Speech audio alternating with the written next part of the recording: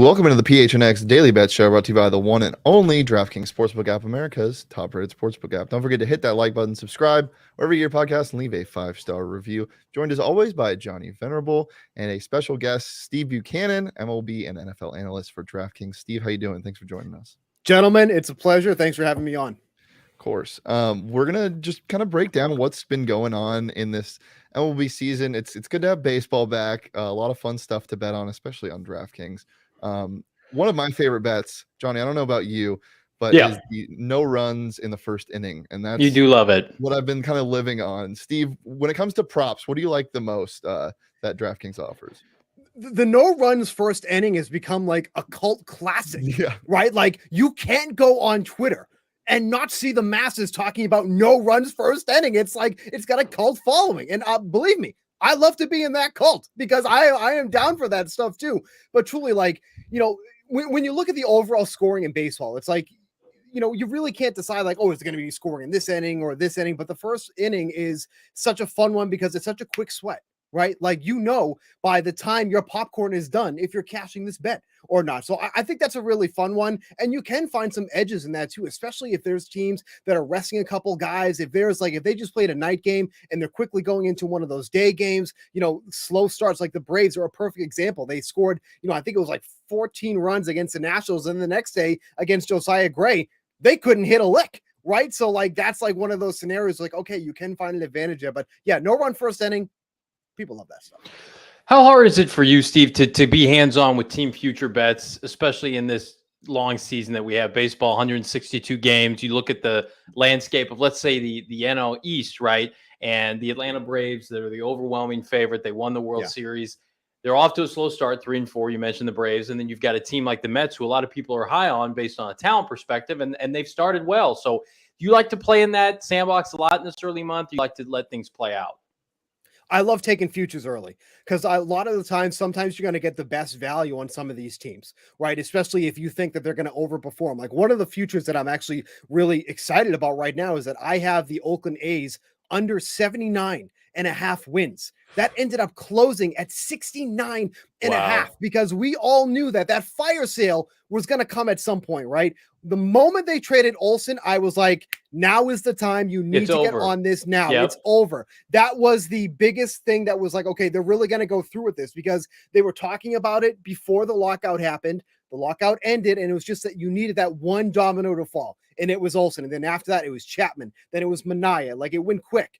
And I can't remember a team that before first pitch even happened that we saw a 10-game swing from where it opened to where it ended. So it's like by the time the season started, it was at 69.5. There's no value in that anymore. Right. They're one of the top scoring teams in the league right now, which is atrocious, by the way. It's not going to stay that way, but it doesn't make me feel good. But now if I'm holding 69.5, I'm like, well, crap.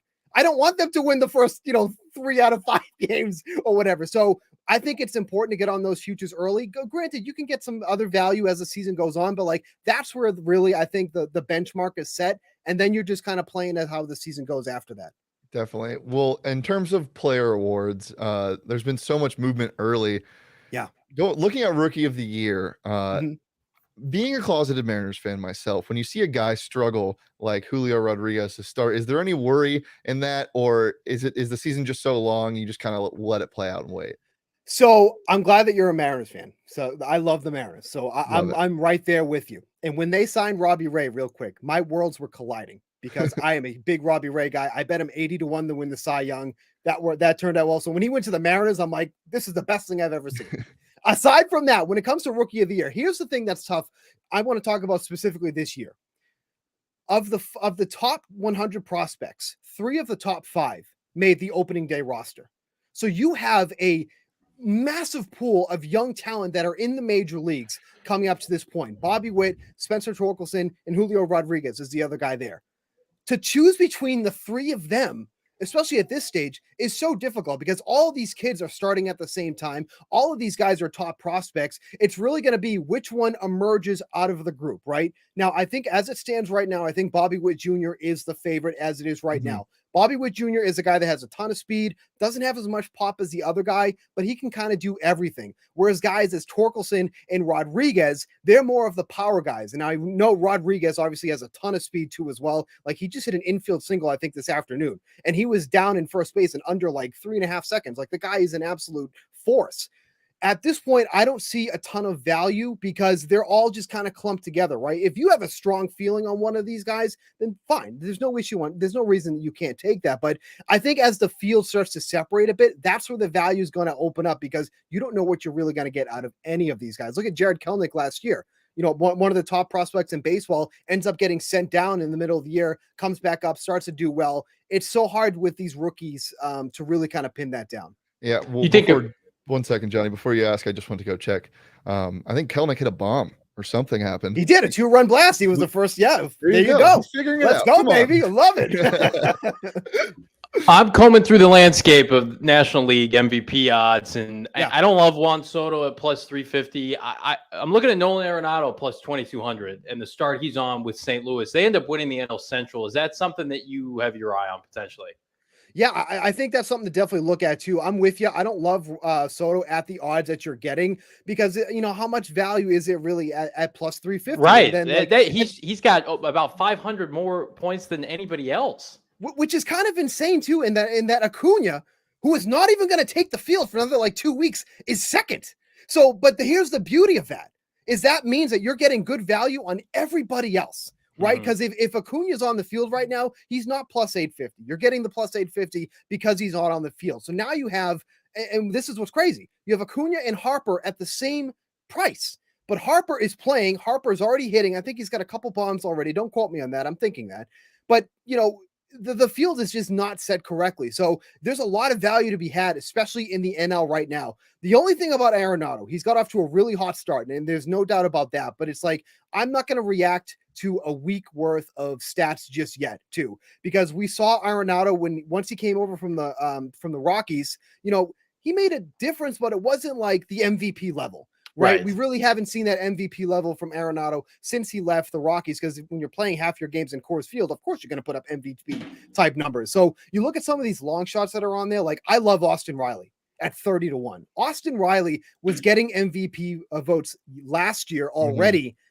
Now he's in, you know, just as good as a lineup this year on a team that's going to contend, and he's 30-1. For a guy that can hit 30 home runs, hit 100 RBI, that's a value play right there for a team that's going to be in it, presumably, all season long. So I don't hate the Arenado call, but like I haven't seen that from him since he's really joined the Cardinals. That's kind of how I feel on that. All right, Steve, my last question for you. There's, you know, baseball is such a strange thing at the start of the season. You can get a team that just can't hit the ball at all. And especially a team that you bet on to either win the division, make the playoffs, whatever, you can get down on yourself pretty easy. Is there any team out there that's kind of had a slow start that you would tell fans that bet on them, don't worry, it's going to be fine? I mean, really, the AL East as a whole, you have 4 legit powerhouses in that division. Has anybody really come out of the gates and like, okay, this is how they're going to perform? I mean, you can easily say that about the Blue Jays after last night, but before last night, have any of those teams really come out strong? No. And the problem with that is that, you know, at most 3 teams is going to come out of that division. Even though it's only April 14th, you can't afford these slides in that type of division because somebody is going to start running away in that division. So all of these games, and I know it's a very long season, but all of these games are going to matter when 4 teams are legitimately going to be fighting for a playoff spot in one division. That is almost unheard of. So I'm surprised that, you know, it's only been a week, but none of those teams have really kind of come out of the gates on fire. So I guess that would be my biggest surprise thus far, because we're talking about a good number of teams, a lot of talented teams. The Rays are getting smoked right now by the A's. Again, there's the A's. Again, talking about it again. But the Rays are getting smoked by the A's. Like, this is not supposed to happen, but it's such a long season. It's April 14th. We'll be singing a different tune by the time we roll into June. Steve, thank you so much for hopping on with us today. Steve Buchanan, MLB Network, DraftKings.com. We hope to bring you back sometime. Hey, anytime, guys. I appreciate it. Thanks for having me on. For sure. Thanks, Steve. All right, guys. Take care. Pleasure. Great stuff. Pleasure. Big. The thing about baseball too is it's so funny. You get obviously the animation, like he had a fantastic guest to have on, but he's great. You get so much confusion when things happen like this, like what he was talking about with the A's. Like, what are you doing? Why is this happening right now? April is such an outlier month, and like I love the fact that the season started late. We're gonna have to cram a bunch of games in, and to get to 162, I think we're gonna have a lot of inconsistencies early on because we didn't have a free agency period. Yeah, I just feel like this first half of the baseball season is gonna be dumb.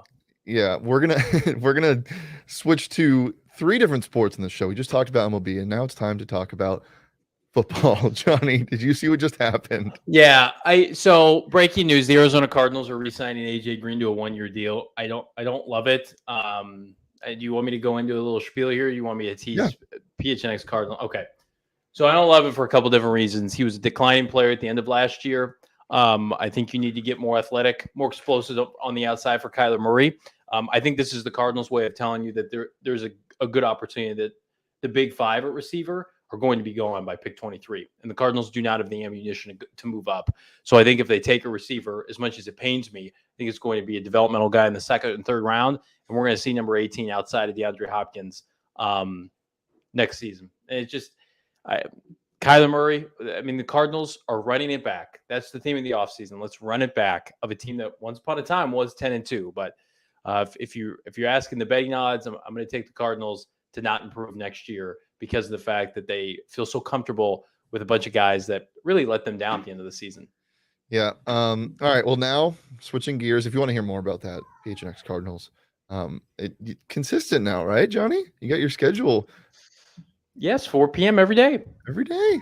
Every Love day. that. So if you want more of Johnny or the more talented people on the show, you can head over and watch right here on the PHNX YouTube channel Monday through Friday at 4 p.m. Sorry, Johnny, I just said that. It's the truth. No response. See, you can't not respond because then it makes me look terrible.